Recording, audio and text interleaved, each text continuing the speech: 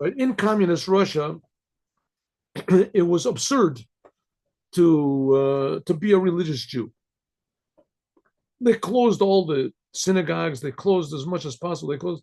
There were a couple of them that were official for the government, and they let them open. But religious places, it was forbidden even to make meetings, like 3 or more people that got together and met. They had to have a special permission because Stalin was so paranoid that someone would do to him what he was doing to everybody else.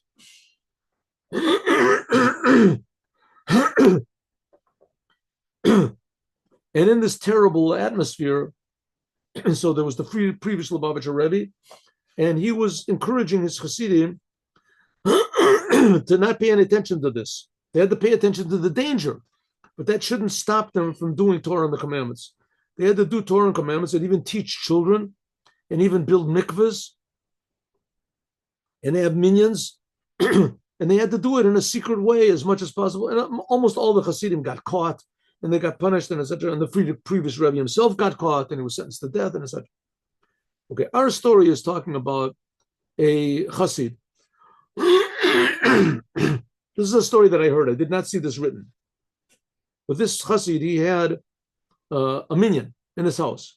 A minyan means 10 Jews get together and they pray. They pray. Usually they would make the minyan from one place to another. But it seems in this Jew's house, it was, the minyan was sort of in his house. It was sort of stuck there. And that's where the minyan would be regular. So this man's wife was going crazy. She was going crazy. At first, after a week, she was ready, self-sacrifice for Judaism. Of course, why not? After a couple of weeks, a couple of months. So then she started getting worried, and every noise she heard, she was sure it was the KGB knocking on the door, going to take her husband away, going to take her away.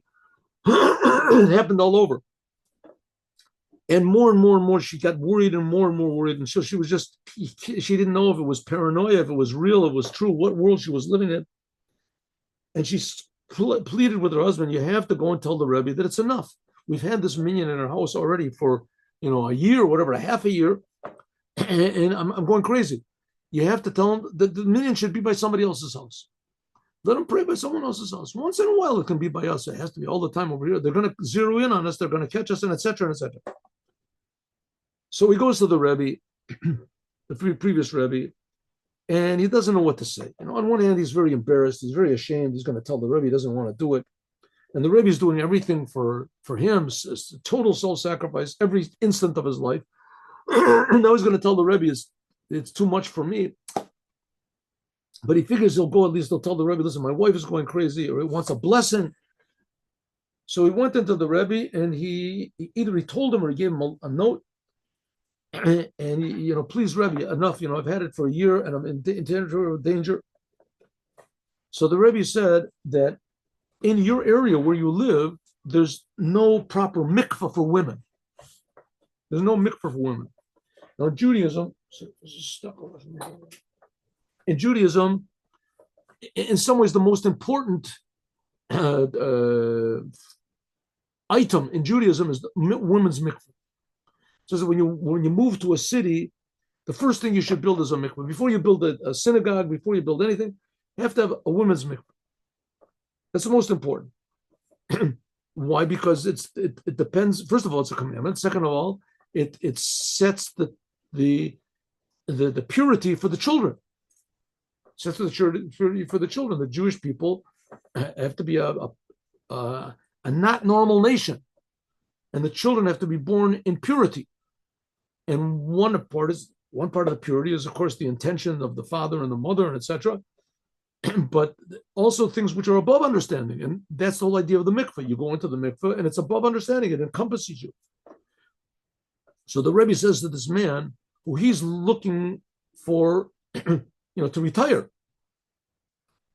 He doesn't want so much responsibility and danger. So the Rebbe says, in your area, there's no mikveh. Now the word mikveh, it's a wonderful commandment, but this lights 1,000 red lights. What's going on? Stop. In order to build a mikveh, first of all, you have to dig a hole, and you have to do something with the dirt. It has to be not noticed. Then you have to bring cement. Then you have to put in cement in this hole, and you have to cement the place. And this has to be done that nobody knows about it. And then there has to be some sort of a means by which you can clean the water, because women are going to go and immerse themselves in this mikveh. They have to go once a month, and if the water is dirty, it's not. And then there's other criteria. You have to have another body of water, which is water that comes from rainwater, and it has to be proper pipes in there. And then after you make this mikveh, then you have to go and convince the women to come, and which is a dangerous business. And they have to come and immerse themselves and go back home without being noticed, or without being noticed anything as usual.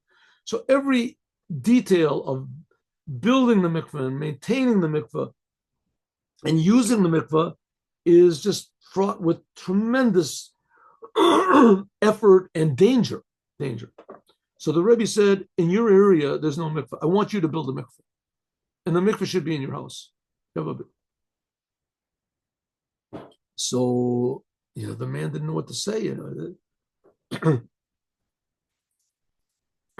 So the man looked at the Rebbe, realized that that's what he was going to have to do.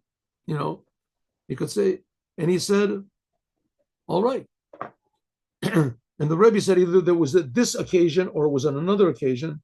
And the Rebbe said, I also would like to have time to sit and learn Torah and time to be in myself and not to be a danger. Well, what can we do? We have to save the Jewish people. And so instead of giving less, like the Chassid thought, I've done enough. Instead of that, he ordered him to do more, which he did. The point is that now we're right before the redemption, and we have to not pay attention to anything that might scare us or impede our doing Torah commandments. Like God said to the Baal Shem Tov, the Baal Shem Tov's father said to him before he passed away, my last message to you is don't be afraid of anything except for God. There's another version that says don't be afraid of everything and love every Jew with all of your heart. But I heard that this is the main one. Don't fear anything except for God. Don't be afraid of the corona. Don't be afraid of global warming. Don't be afraid of this. Don't be afraid. Don't be stupid. Don't be stupid. But on the other hand, if it's unnecessary fear, distance yourself from it. And here, in this case, the Rebbe was talking about a fear that was a definite fear. I mean, people were there. Nevertheless, he said, also this fear don't pay any attention to. What happened to the man in the end, I don't know. But that's the attitude that we should take. Not to jump into situations which are dangerous in order to be dangerous, to look for danger, like how do you say, what do they call it? Living on the edge, what is it? Living on the how do they call it? Born to be wild. Anyway, there's some sort of, we're not looking for danger. We're not looking for it. We're looking to do good. And danger should not stop us. Danger should not impede our doing good. Of course, don't be a fool. Don't jump into situations which are dangerous. But sometimes there's no choice. And this is one of the cases. Have a good day with Mashiach now. See you all tomorrow, God willing, 8:15, and we'll finish what we almost finished today.